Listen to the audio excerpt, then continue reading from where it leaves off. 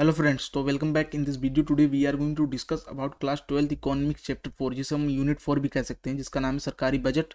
Okay, तो ये important chapter रहने वाला है आपकी बुक का, और ये 6 मार्क में पूछा जाएगा, यानी कि 6 नंबर का क्वेश्चन पेपर में आपको देखने को मिलेगा। ये वीडियो वन शॉट रहने वाली, सारे टॉपिक्स सारे कॉन्सेप्ट इसमें कवर हैं। ये वीडियो जब कंप्लीट हो जाएगी ना, तो आपको इस चैप्टर से रिलेटेड जितने भी कॉन्सेप्ट क्वेश्चंस बनेंगे आप सब उड़ा दोगे। ठीक है, तो ये वीडियो बस आप कंप्लीट वॉच कर लेना, कोई भी चीज़ें छूटेंगी नहीं इस चैप्टर से आपको। तो आइए स्टार्ट करते हैं अपने इस वीडियो को। तो ये था इसका सिलेबस 2025 में जो है, तो इसको 4 स्टेप में हम करेंगे। फर्स्ट में क्या है, इसके अर्थ, उद्देश्य और घटक देखेंगे। सेकंड में प्राप्तियाँ देखेंगे, यानी कि सरकार को इनकम कहाँ से मिलती है, कौन से अकाउंट में रखनी पड़ती है, और सरकार को क्या चीज़ें करनी पड़ती है इसको प्राप्त करने के लिए।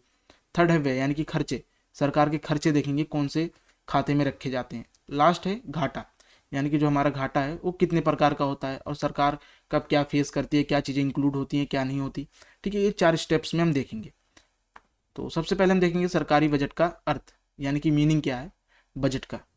तो सरकारी बजट एक वित्तीय वर्ष के दौरान प्राप्तियों और व्यय के अनुमानों को दिखाने वाला एक वार्षिक विवरण है। ठीक है, विवरण मतलब आप समझते होंगे।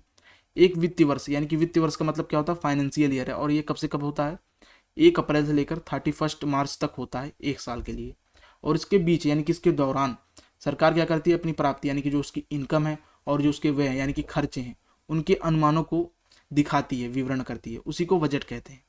ओके, ये पहली डेफिनेशन थी। दूसरी देखते हैं, ये आगामी वित्तीय वर्ष के लिए सरकार की अनुमानित व्यय और अनुमानित प्राप्तियों का वार्षिक वित्तीय विवरण है। यानी कि जो साल आने वाला है, यानी कि 2026 में जब आएगा, तो हम पहले से ही क्या करेंगे, एक बजट बनाएंगे जो उसमें सरकार दिखाएगी कि ये हमारे खर्च हैं, ये हमारी प्राप्तियां हैं जो आने वाले वित्तीय वर्ष के लिए चलने वाली हैं। जैसे अभी 2025 में बजट पेश हुआ, वो क्या था, बजट में क्या था हमारे, उसमें व्यय थे और प्राप्तियां थी। इसी को क्या कहते हैं, बजट कहते हैं। और आप जब बजट और भी डीपली जाके पढ़ोगे तो उसमें हर सेक्टर में कितनी राशि दी गई है, क्या चीज़ें रहने वाली है, क्या गोल है, कितने % हमें चीज़ें अचीव करनी है, अगर नहीं हुई तो क्या हमें सावधानी करनी है, अगली बार कैसे चीज़ें रहने वाली, सब उसमें दिया रहता है। तो बजट का एक मोटा डिफिनेशन क्या है, आने वाले साल के लिए सरकार क्या करती है, प्राप्तियों और व्यय का अनुमान लगाती है, जिसे बजट कहते हैं। ठीक है, और ये फाइनेंशियल ईयर 1 अप्रैल से 31 मार्च तक होता है। जो भी चीज़ हम पढ़ रहे हैं सब एनसीईआरटी और सपोर्ट मटेरियल से इंक्लूड रहने वाली हैं। ज़्यादातर एनसीईआरटी बेस्ड रहने वाले, क्योंकि जो पेपर बनता है वो एनसीईआरटी से ही बनता है, लाइन बाय लाइन बनता है।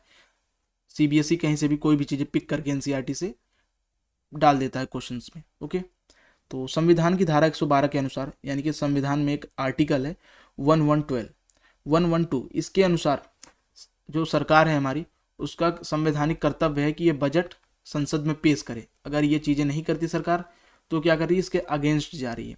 ठीक है, तो आइए देखते हैं। धारा 112 के अनुसार अनुमानित प्राप्तियों तथा खर्चों को जो ब्यौरा है इसको संसद में पेश करना सरकार का संवैधानिक कर्तव्य है। ठीक है, तो फिर से समझाता हूँ। आर्टिकल 112 के अनुसार क्या है, जो हमारी सरकार है, बजट को संसद में पेश करना इसका संवैधानिक कर्तव्य है। ओके, तो इससे क्वेश्चन बन सकता है कि लास्ट ईयर बना भी था सीयूटी में, कि जो हमारा बजट है वो किस आर्टिकल के अंतर्गत पब्लिश किया जाता है, यानी कि कौन सा आर्टिकल इसको अपने अंतर्गत लाता है। तो 112 के अनुसार हम बजट पेश करते हैं। इसके ऊपर 5 मार्क्स का क्वेश्चन बना था लास्ट ईयर, तो ये इंपॉर्टेंट चीज़ें रहने वाली, 1 मार्कर, ये सब चीज़ें आपको पढ़ के जानी है। और सरकार को क्या निर्देश देता है ये आर्टिकल, सरकार को बताता है कि आपको आने वाले वित्तीय वर्ष में संसद में क्या करना है, बजट पेश करना है। और सरकार का कौन सा कर्तव्य बताता है, ये संवैधानिक कर्तव्य, बजट पेश करना सरकार का संवैधानिक कर्तव्य है। ओके, और सरकार को करना ही पड़ेगा ये, क्योंकि 112 में इसका उल्लेख किया गया है, संसद में हर हाल में पेश करना है। ओके, तो ये 2.5 लाइन है, लेकिन इसमें से बहुत डीपली चीज़ें बनती हैं और कई बार तो कॉम्पिटिटिव एग्जाम में भी क्वेश्चन बनते हैं। तो अभी से आप पढ़ के चलोगे तो आगे के लिए आपको बेनिफिट रहेगा। अब हम बजट के यानी कि इसके उद्देश्य, ऑब्जेक्टिव्स, यानी कि जो हमारी बजट सरकार बनाती है उसका कुछ तो उद्देश्य होगा, या नहीं कि ऐसे ही हवा में तिल मार दिया। तो इसके कुछ इंपॉर्टेंट ऑब्जेक्टिव्स हैं, वही हमें देखना है। संसाधनों का पुनः आवंटन, यानी कि जो रिसोर्सेज हैं वो इक्वली डिस्ट्रीब्यूटेड नहीं है, यानी कि किसी के पास तो इतना है खाने को कि वो फेंक रहा है, किसी के पास खाने को ही नहीं। तो क्या है, संसाधन है जो हमारे पास वो आवंटन में नहीं, यानी कि प्योर रूप से, यानी कि बराबर बटे हुए नहीं है, किसी के पास है कम, किसी के पास है ज़्यादा। तो इसी को इक्विलिब्रियम में लाने के लिए सरकार बजट के माध्यम से हस्तक्षेप करती है। सेकंड है आय व संपत्ति का पुनः वितरण करना। जो आय और संपत्ति, जैसे कि वर्ल्ड में देखोगे पूरा टॉप 1% के पास इतनी वेल्थ है कि वो पूरे वर्ल्ड को कंट्रोल कर रहे हैं, और जो बचे 98-99% लोग, उनके पास कुछ भी नहीं है। तो इन्हीं वितरण को सरकार क्या करती है, ठीक करती है। जैसे कि इंडिया के लेवल पर समझते हैं, इंडिया में कोई बहुत अमीर है, कोई बहुत गरीब है, तो सरकार क्या करती है, जो अमीर है उनके ऊपर टैक्स लगाएगी और जो गरीब है उनको सब्सिडी देगी, जिसके कारण इन दोनों में सामंजस्य आएगा। आगे हम डिटेल में पढ़ेंगे कैसे क्या होता है, ठीक है। तो ये चीज़ें होती हैं वितरण। थर्ड है आर्थिक स्थिरता। सरकार का तीसरा उद्देश्य है आर्थिक स्थिरता लाना इकोनॉमी में। जैसे कि डिमांड बढ़ गई, ठीक है, यानी कि लोग 100 लैपटॉप की डिमांड कर रहे हैं और लैपटॉप का जो सप्लाई है वो सिर्फ 20 है, तो सरकार क्या करेगी, सप्लाई को इंक्रीज करेगी। किसके माध्यम से, बजट के माध्यम से। वहीं 100 लैपटॉप बन रहे हैं, यानी कि सप्लाई है, लेकिन उसको खरीदने वाले सिर्फ 4-5 लोग, यानी कि डिमांड एकदम कम है। तो सरकार क्या करेगी, डिमांड को इंक्रीज करेगी ताकि इकोनॉमी जो है वो बैलेंस में रहे। नहीं तो सरकार इन पैसों का क्या करेगी, जब हमारी इकोनॉमी तहस नहस हो जाएगी तो पैसे कहाँ लेके जाएगी। तो सरकार क्या करती है, इन पैसों को इकोनॉमी में ही डालती है ताकि इकोनॉमी अच्छे से चले और विकास करे, ठीक है। तो इसलिए स्थिरता बनाती है। सार्वजनिक उद्यमों का प्रबंध करना। सार्वजनिक उद्योग क्या होते हैं, यानी कि सार्वजनिक वस्तुएं क्या होती हैं, सड़क, राष्ट्रीय सुरक्षा, ठीक है, ये सब चीज़ें क्या हैं, सार्वजनिक वस्तुएं हैं जो किसी बाजार या किसी मार्केट या किसी फर्म द्वारा उपलब्ध नहीं कराई जा सकती, ये सिर्फ सरकार ही करा सकती है। रोड हुआ और बॉर्डर की सिक्योरिटी हुई, सब कौन देगा, हमें सरकार ही देगी। अभी मैं आपको ये सब बस वैसे वर्बली पढ़ रहे हैं, अभी हम और डीपली पढ़ेंगे आगे चल के, ओके।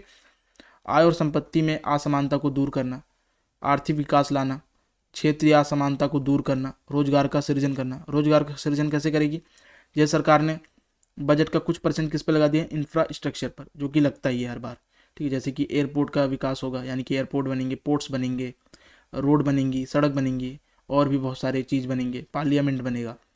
जब इसको मजदूर बनाएंगे, इंजीनियर्स बनाएंगे, उनको क्या मिलेगा, रोज़गार मिलेगा। रोज़गार मिलेगा तो उनकी स्थिति बेहतर होगी, बेहतर होगी तो जीडीपी जो हमारी इंक्रीज होगी और जो हमारा स्टेटस है वो भी मजबूत होगा। तो क्या है, रोजगार का सृजन करती है बजट के माध्यम से। तो कुछ इसके मुख्य उद्देश्य थे, अब इसी को हम डिटेल में पढ़ते हैं। संसाधनों का आवंटन। सरकार निश्चित वस्तुओं तथा सेवाओं को उपलब्ध करवाती है, यानी कि कुछ ऐसी गुड्स एंड सर्विसेज हैं जो सरकार ही उपलब्ध करवाती है और कोई नहीं करवा सकता, जिन्हें बाजार तंत्र के द्वारा भी उपलब्ध नहीं करवाया जा सकता, और ना तो उपभोक्ता और उत्पादक के बीच विनिमय द्वारा उपलब्ध कराया जा सकता है।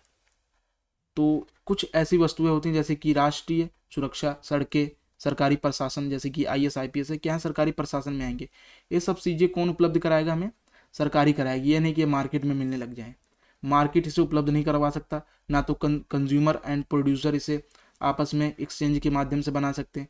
सिर्फ इन्हें कौन बना सकता है, राष्ट्रीय सरकार बना सकती है, ठीक है। हमारी सरकार ही इन सब चीज़ों को निर्माण कर सकती है।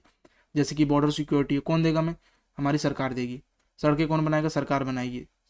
और सरकारी प्रशासन में लोगों का चयन कौन करेगा, सरकार करेगी। वहीं अगर हमने UPSC का एग्जाम किसी प्राइवेट फर्म को दे दिया तो क्या करेगी, उसमें पक्षपात करेगी, उसमें सिर्फ चुनिंदा लोग लाएगी जो उनके फेवरेट रहेंगे, ठीक है। इससे क्या होगा, जो टैलेंट है वो मर जाएगा।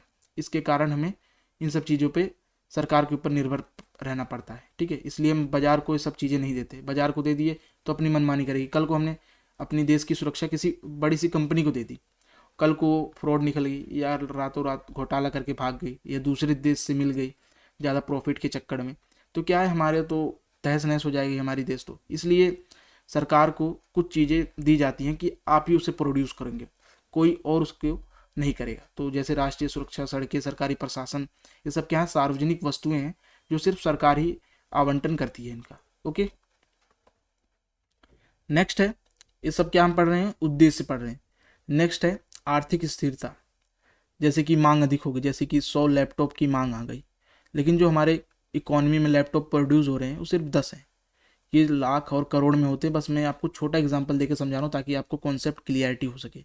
तो क्या है, मांग हमारी अधिक है, यानी कि 100 लोग मांगने वाले हैं, लेकिन जो लैपटॉप है वो सिर्फ 10 है, एकदम बहुत कम इसकी सप्लाई है। तो सरकार क्या करेगी, तो यहाँ पर बजट के माध्यम से सरकार उत्पादन को बढ़ाएगी, यानी कि कोई फैक्ट्री भी लगा सकती है, कोई पहले से फैक्ट्री उपलब्ध है तो उसमें मिल के प्रोडक्शन बढ़ा सकती है। तो क्या करेगी सरकार, बजट के माध्यम से करेगी। ठीक है, उत्पादन को बढ़ाएगी, जिसके कारण इकोनॉमी जो है हमारी वो संतुलन में आ जाए, यानी कि आर्थिक स्थिरता आ जाए। यानी कि नहीं तो आर्थिक स्थिरता नहीं लाएगी सरकार तो क्या ऐसे तहस नहस हो जाएगा, इन्फ्लेशन हो सकती है, महंगाई बढ़ जाएगी, ये सारी चीज़ें आ सकती हैं। जब डिमांड एंड सप्लाई इक्वल नहीं रहती तो सरकार क्या करती है, बजट के माध्यम से इनको इक्वल में लाती है। अभी हमने देखा मांग बढ़ गई, उत्पादन कम था, सरकार ने बजट के माध्यम से इसको ठीक किया। अब हम देखेंगे उत्पादन एकदम अधिक हो गया, यानी कि जो लैपटॉप की मैन्युफैक्चरिंग थी वो 100 है, लेकिन जो इसको लेने वाले वो सिर्फ 4 लोग हैं, यानी कि डिमांड एकदम कम है, सप्लाई अधिक है। तो सरकार का क्या करेगी, यहाँ पर मांग पैदा करेगी। सरकार बजट के माध्यम से मांग पैदा करेगी ताकि जो इनका उत्पादन हुआ है वो बिक सके। जैसे कि 100 लैपटॉप बने तो सरकार क्या करेगी, इनको कुछ राशि दे देगी, जो कंपनीज हैं इनको बोलेगी आप इसको कम डिस्काउंट देकर बेचो, ओके, जिसके कारण लोग मांग पैदा होगी और लोग खरीदना स्टार्ट कर देंगे। या सरकार पैसों के माध्यम से कर सकती है, या सरकार कोई नीति बना दे, जैसे बोलेगी कि सारे ग्रेजुएशन में जो छात्र हैं अब सब लोग लैपटॉप लेके आएंगे, सारी चीज़ें लैपटॉप पे कराई जाएंगी। तो क्या हो जाएगा, लैपटॉप का प्रोडक्शन यानी कि जो उसकी सप्लाई है वो भी बढ़ेगी और डिमांड भी बढ़ेगी। तो लोग क्या करेंगे, अब लैपटॉप खरीदना स्टार्ट कर देंगे, जिसके कारण जो ये हमारे इकोनॉमी में डिसबैलेंस था ये इक्वल में आ जाएगा। तो सरकार कोई पॉलिसी भी बना सकती है, कोई राशि से मदद भी कर सकती है, ठीक है। तो ओवरऑल इसमें हम क्या पढ़े, जब मांग और उत्पादन कम या ज़्यादा या इक्वल में ना हो तो सरकार बजट के माध्यम से इनको इक्वल में लाती है, ठीक है। तो यही था इसका सिंपल। नेक्स्ट है आय व संपत्ति का पुनः वितरण। आय और संपत्ति में असमानता को दूर करना, यानी कि असमानता बहुत है। जैसे इंडिया है, यहाँ पर कोई महीने का 100 करोड़ कमा रहा है तो कोई गरीब महीने का 10,000 भी नहीं कमा पा रहा है, तो इतनी असमानता भरी हुई है, ठीक है। तो इसी में क्या करती है सरकार, पुनः वितरण करती है, आय का पुनः वितरण। जैसे अमीर है, ये 100 करोड़ इसके पास पैसे हैं तो इसके ऊपर क्या लगेगा, टैक्स अधिक लगेगा, टैक्स लगेगा, और यही टैक्स का पैसा सरकार सब्सिडी के रूप में गरीबों को देगी। जैसे कि सिलेंडर है 800 रुपये का है तो सरकार क्या करेगी, इनको 600 रुपये में ही दे देगी, ठीक है, तो सब्सिडी देगी। तो ऐसे ही इनसे पैसा लेगी अमीर से और गरीबों को देगी, लेकिन ये बहुत कम अमाउंट में देगी। ये नहीं कि 100 करोड़ है और इस पे 70 करोड़ टैक्स लग जाए और गरीबों को दे दिया जाए, तो जो अमीर लोग हैं उनके अंदर से प्रोत्साहन ही खत्म हो जाएगा कुछ पैदा करने का, और जो भी वो कंपनी है सब शट डाउन करके वो गरीब बनना पसंद करेंगे, क्योंकि उनको पता है सरकार हमें पैसा दे ही देगी, तो हम क्यों वर्क करें, क्यों हम अपने आप को प्रॉफिटेबल में डालें और सारा पैसा सरकार को दे दें। तो कुछ अमाउंट सरकार लेती है, यानी कि पूरा ले ले, तो ऐसे में इकोनॉमी ताकि बैलेंस में रहे, ओके। तो सरकार क्या करती है, बजट बनाती है और पॉलिसी बनाती है, जिसके कारण कर और सब्सिडी के माध्यम से असमानता को दूर करती है, ओके। तो अभी तक हमने क्या देखा, बजट के उद्देश्य, अर्थ, सब कुछ देख लिए। अब हम उसके प्राप्तियाँ और व्यय देखेंगे। तो बजट 2 अकाउंट में आते हैं, पहला है व्यय यानी कि एक्सपेंडिचर, यानी कि सरकार के खर्च क्या है, और सेकंड है प्राप्ति यानी कि सरकार की इनकम क्या है, ठीक है। तो देखते हैं बजट प्राप्तियाँ, तो 2 अकाउंट में आती हैं ये। फर्स्ट है राजस्व प्राप्तियाँ, सेकंड है पूंजीगत प्राप्तियाँ। तो राजस्व प्राप्तियाँ देखते हैं, इसके भी 2 प्रकार हैं, कर राजस्व और गैर कर राजस्व। सबसे इंपॉर्टेंट जो चीज़ है इसमें, राजस्व प्राप्तियों में सरकार को कोई वर्क करने की यानी कि कोई देयता करने की जरूरत नहीं है। सरकार ऐसा कोई काम नहीं करती जिसके कारण इसको पैसा मिले, बस ये पैसा पॉलिसी बना देती है, उसी के अकॉर्डिंग आती है। जैसे जीएसटी है, सरकार ने क्या किया, जीएसटी लागू कर दिया, पैसा आ रहा है उनके पास टैक्स के रूप में। सरकार कोई भी वर्क नहीं करती राजस्व प्राप्तियां में, सरकार जो भी वर्क करती है पूंजीगत में करती है। तो सबसे इंपॉर्टेंट पॉइंट, राजस्व प्राप्तियां सरकार की ऐसी प्राप्तियां होती हैं जहां सरकार कोई देयता पैदा नहीं करती, कोई कार्य नहीं करती, ठीक है। तो इसको 2 टाइप में किया गया है, एक होता है कर राजस्व और दूसरा है गैर कर राजस्व, ठीक है। तो इसमें देखते हैं आयकर आ गया, निगम कर आ गया, संपत्ति कर। आयकर क्या होता है, इनकम टैक्स, निगम मतलब कॉरपोरेशन टैक्स, जैसे कि बड़ी बड़ी मल्टीनेशनल कंपनीज हैं उनके ऊपर ये टैक्स लगाया जाता है।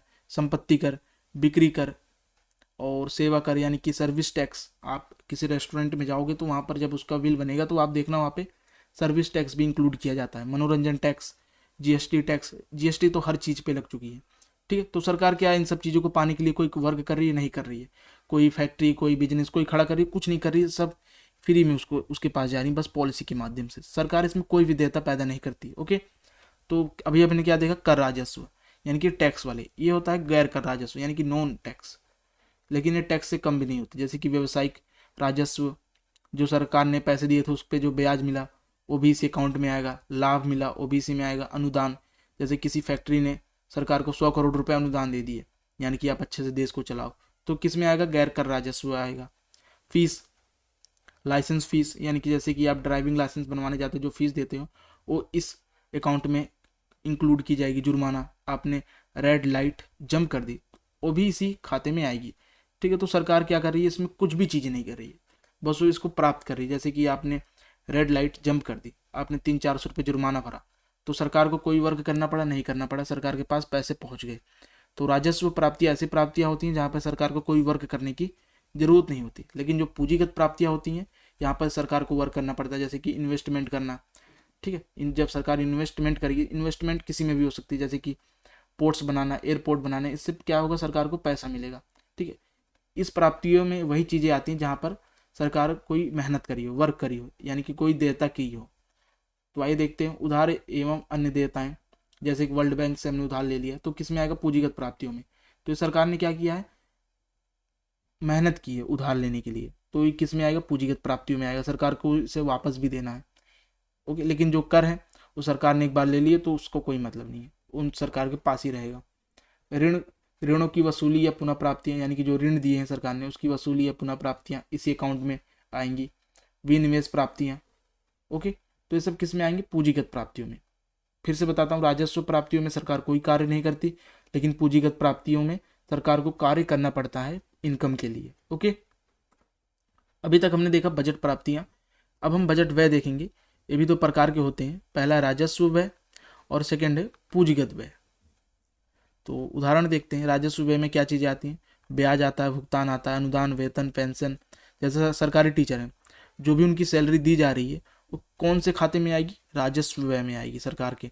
जैसे वृद्धा पेंशन है, स्कॉलरशिप है और विडो यानी कि विधवा पेंशन है, सब किसके खाते में आएगी? राजस्व व्यय में आएगी। ठीक है, और ये ऐसी चीज़ें होती हैं, ये वन वे इनकम होती है, यानी कि वन वे इनकम होती है, कोई इसके बीच में डबल चीज़ें नहीं होती। जैसे कि पेंशन, आप पढ़ने जा रहे हो, स्कॉलरशिप है आपके पास जो स्कूल से मिलते हैं 750-800 रुपये, वो क्या है? वन वे ट्रांजेक्शन है, आपको कोई चीज़ें नहीं करनी पड़ रही हैं। ठीक है, ये किस में आएंगे? राजस्व व्यय में आएंगे।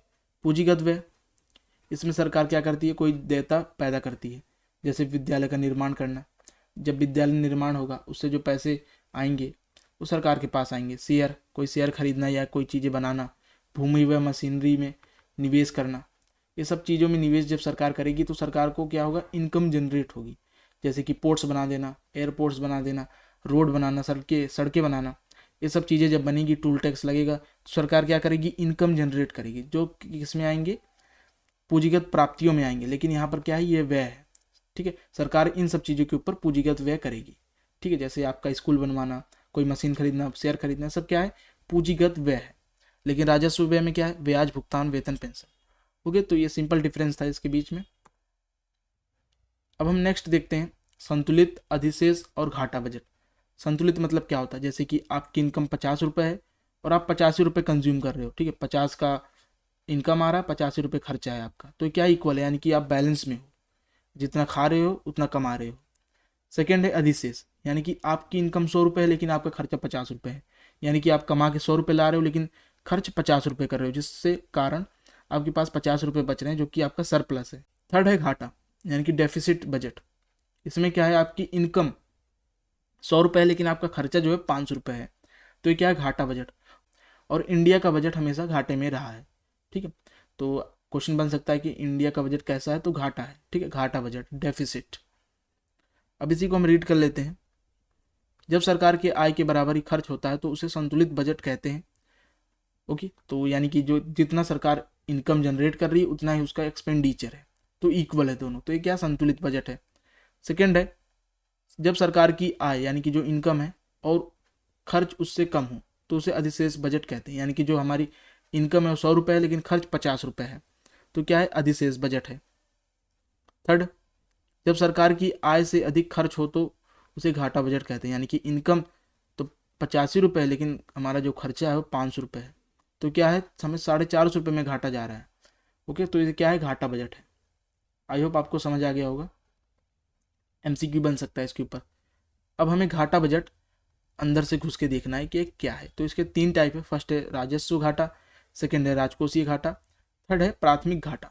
इन 3 चीज़ों के बारे में हमें देखना है। पहला राजस्व घाटा, जब सरकार की कुल राजस्व व्यय उसकी कुल राजस्व प्राप्तियों से अधिक हो तो उसे राजस्व घाटा कहेंगे। यानी कि जो भी हमारा राजस्व व्यय है वो अधिक हो, किससे? प्राप्तियों से, राजस्व प्राप्ति। आपको दिखाता हूँ, रुको। ये हमारी राजस्व व्यय है, ये जब अधिक हो यानी कि ज़्यादा हो, किससे? हमारी राजस्व प्राप्तियों से। जब ये प्राप्तियाँ कम हो और जो राजस्व व्यय है वो अधिक हो तो क्या होगा? राजस्व घाटा आएगा। ओके, तो यही फॉर्मूला है। जैसे कोई भी आपको न्यूमेरिकल दे दिया, जैसे कि राजस्व व्यय आपको 50 रुपये दे दिया और जो प्राप्तियां हैं वो 20 रुपये दे दिया, तो आप क्या आएगा आंसर? -30। ठीक है, यानी कि हमारा बजट जो है माइनस में जा रहा है।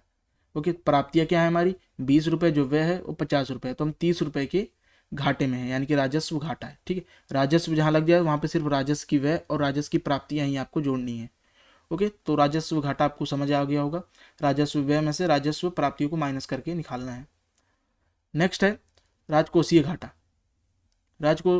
राजकोषीय घाटे से अभिप्राय एक वित्तीय वर्ष में जब कुल प्राप्ति यानी कि जो हमारी उधार है उसको छोड़कर एक वर्ष की कुल प्राप्ति कम होती है तथा कुल व्यय अधिक होता है। यानी कि टोटल कर लें हम पूंजीगत व्यय और राजस्व व्यय, उसको टोटल कर लिया हमने, और पूंजीगत प्राप्तियां और राजस्व प्राप्तियां इंक्लूड करके इधर लिख लो। ठीक है, ये दोनों चीज़ों को प्लस करके इधर, और व्यय को यानी कि पूंजीगत और राजस्व व्यय को प्लस करके इधर लिख लो, और इनमें से माइनस कर दो, जो आएगा राजकोषीय घाटा कहलाएगा।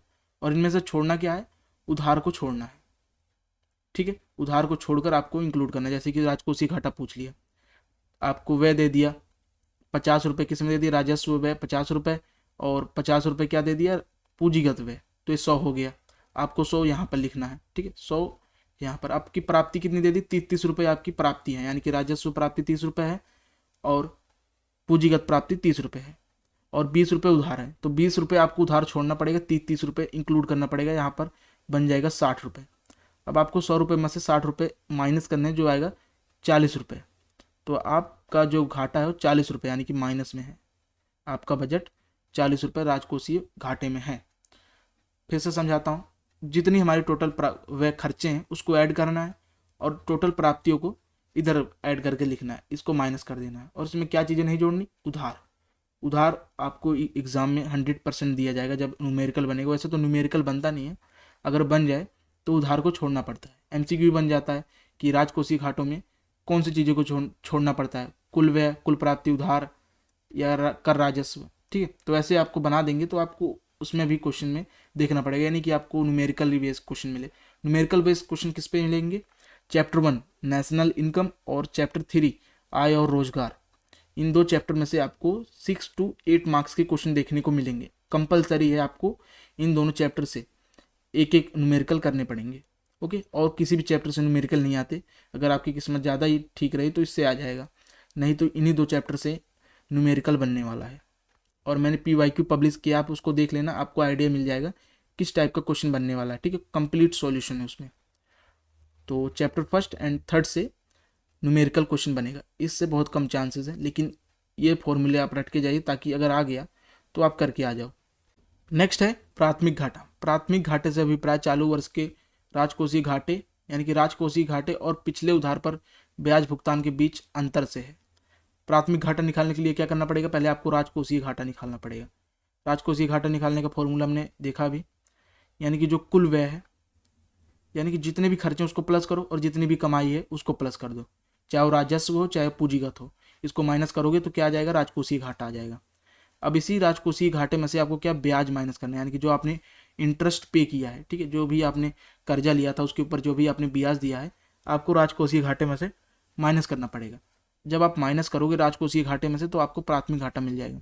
न्यूमेरिकल बनेगा तो ज़्यादातर प्राथमिक घाटा निकालने के लिए आएगा, क्योंकि इसमें 2 क्वेश्चन बन जाएंगे। पहले तो आपको राजकोषीय घाटा निकालना पड़ेगा, पूरी कमाई और पूरे खर्च को प्लस करके।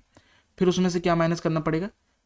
हमारा जो अदायगी यानी कि ब्याज अदायगी, तब जाके आएगा प्राथमिक घाटा। क्वेश्चन बनेगा तो प्राथमिक घाटे पर बनेगा न्यूमेरिकल बेस्ड, नहीं तो चैप्टर 1 एंड चैप्टर 3 में से न्यूमेरिकल क्वेश्चन हर साल बनता है, इस बार भी बनेगा।